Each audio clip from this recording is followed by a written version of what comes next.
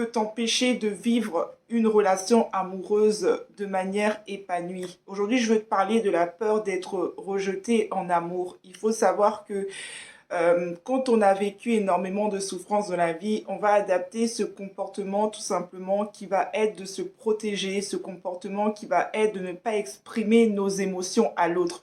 Je vais me baser sur ma propre expérience de vie parce que c'est toujours sur mon expérience que je vous enseigne pour que quelqu'un puisse tout simplement se retrouver dans mon histoire.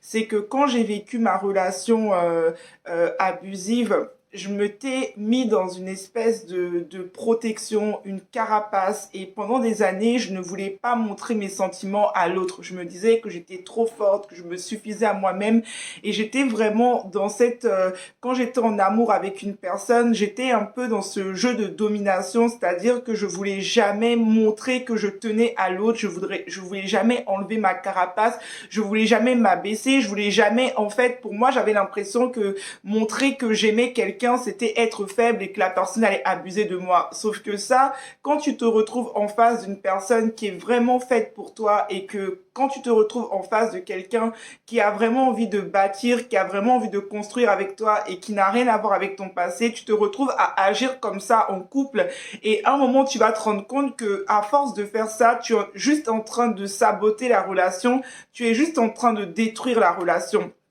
Parce que il faut que tu comprennes que en fait, quand on est en amour, on doit se sentir libre. Et quand tu as une très bonne confiance en toi-même et une forte estime de toi, tu n'as pas besoin d'avoir une grande protection. Et la plupart des personnes qui se mettent des carapaces ou des protections, c'est des personnes finalement qui sont pas libres parce qu'elles ne prennent pas la liberté d'exprimer leurs sentiments à l'autre. Elles ne prennent pas la liberté d'exprimer leur amour à l'autre. Et elles se disent que exprimer son amour, c'est être faible, alors que pas du tout.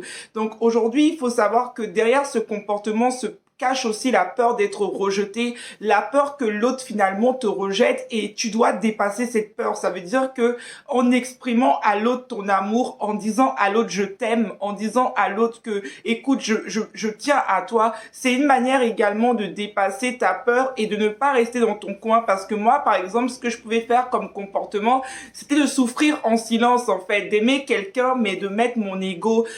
Par exemple, je vais te donner un exemple, quand on vit une rupture avec une personne, on peut très vite mettre son ego et commencer à dire que non, on n'aime plus la personne et on bloque la personne de partout et puis finalement, on se retrouve en fait à se mentir ou même il y a des personnes qui vont mettre des vidéos, des photos d'elles en train de s'amuser, en train de faire une autre vie, mais au fond de toi, tu sais pertinemment que tu souffres, tu sais pertinemment que tu n'es pas bien, tu sais pertinemment que tu n'es pas en fait heureuse, mais tu t'inventes une vie en fait, tu es dans ton ego, tout ça. Donc aujourd'hui, je veux vraiment t'inviter, si tu es en relation aujourd'hui avec quelqu'un, à revenir dans le cœur, à arrêter de contrôler et si tu n'arrives pas à dépasser ça, tu peux me contacter pour qu'on fasse un travail sur toi parce qu'effectivement, quand tu aspires à te marier ou quand tu aspires à construire une vie de couple, une vie de famille, être dans l'ego en fait ne va pas t'amener en fait comment dire ça, à construire ta relation, la fierté mal placée parce que finalement c'est l'ego, ça c'est comme parfois c'est très positif mais quand on a une fierté mal placée, quand on n'arrive pas à demander pardon, quand on se dispute et que chaque fois on n'arrive pas à revenir vers l'autre et que on est comme en attente que l'autre nous court toujours après alors qu'au fond on sait très bien qu'on aime l'autre, il faut sortir de ce jeu d'évitant, de manipulation dans lequel on s'est mis et revenir dans le cœur. Donc aujourd'hui, si tu es en conflit avec une personne ou même avec ton mari ou avec ton conjoint ou si tu as cassé une relation, que tu sais au fond de toi que tu as mal fait les choses, que tu sais au fond de toi que tu aimes cette personne et que tu n'as pas forcément l'envie que la personne quitte ta vie, alors je te prierais tout simplement de tout simplement enlever ta fierté. Si tu es en couple depuis des années et que tu n'arrives pas à dire je t'aime à ton partenaire, il faut que tu dépasses la peur d'être rejeté. Il faut que tu dépasses la peur que l'autre n'accepte pas. Il faut que tu dépasses ça afin d'être dans ton cœur. Et quand tu seras dans le cœur, tu seras libre. Je me suis rappelé ma dernière rupture en fait, j'étais vraiment chez moi et puis j'étais là et puis je bloquais la personne et tout ça. Mais en fait, à un moment, je suis revenue dans mon cœur, je me suis dit, mais pourquoi toute cette colère, pourquoi toute cette rage, pourquoi t'es obligé d'agir comme ça pour montrer que ça te fait rien? Et finalement, je suis revenue dans mon cœur et j'ai recontacté cette personne et je lui ai dit, écoute, moi, c'est vrai que j'ai pris cette décision, mais ça m'embête vraiment cette situation.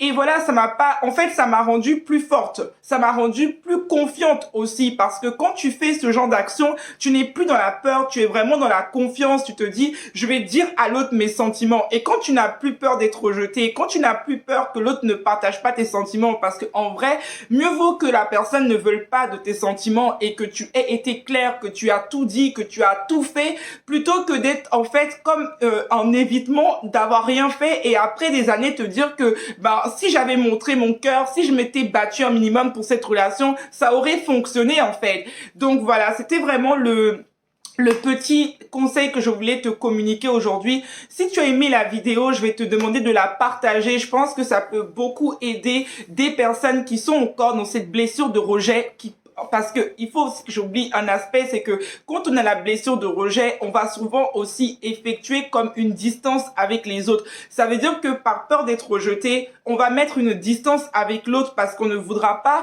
que l'autre, en fait, on ne voudra pas que l'autre nous rejette, en fait. Du coup, on va plutôt mettre une espèce de distance et on va installer un froid. Mais c'est nous qui créons ça, en fait. On va penser que c'est l'autre qui ne veut plus être proche de nous, mais c'est nous qui créons cette distance. C'est nous qui sommes dans nos blessures et qui mettons comme une distance émotionnelle avec le partenaire qui finalement lui aussi finira par devenir distant parce qu'on a créé cette distance. La personne, en fait, plus la personne va comment dire ça, plus on va être en train d'agir avec ce sentiment que on pousse l'autre, plus l'autre va finalement finir par se protéger. En fait, on rentre dans des relations où on peut pas être libre en fait d'exprimer qui on est parce qu'on a toujours peur. En tout cas, j'espère que cette vidéo t'a aidé. Si tu veux travailler avec moi, il y a tous mes liens qui sont juste en bas. Donc les accompagnements vont de 1 mois à 6 mois. Je t'accompagne en fait. Je sais pas si je me suis présentée, pardon, je suis thérapeute. Je suis spécialiste de la dépendance affective et j'accompagne tout simplement les femmes et les hommes à s'aimer eux-mêmes et à vraiment se découvrir pour vivre une relation de couple épanouie. Moi, ma mission, c'est tout simplement de prendre quelqu'un qui a vécu une relation aussi abusive et de reconstruire la personne afin qu'elle puisse attirer une relation amoureuse épanouie. Donc, je travaille sur l'âme, je travaille sur ton intérieur et on bosse ensemble pendant 1 mois ou pendant 2 mois ou 6 mois. On va travailler ensemble pour te faire atteindre ton objectif. Le processus, c'est clair, c'est que tu rentres complètement brisé, tu n'as pas confiance, t'as plein de blessures. Ensuite, nous allons traverser le chemin ensemble où tu vas guérir de tes blessures. Par la suite, tu vas établir tes valeurs, ta vision, tout ce que tu veux et tu vas attirer maintenant une personne qui correspond à ces principes. Et je vais aussi t'apprendre comment te comporter pour que la relation aussi fonctionne et que ça puisse durer. Donc voilà, je te souhaite une excellente journée et je te fais de gros bisous dans la paix, dans la joie et dans l'amour.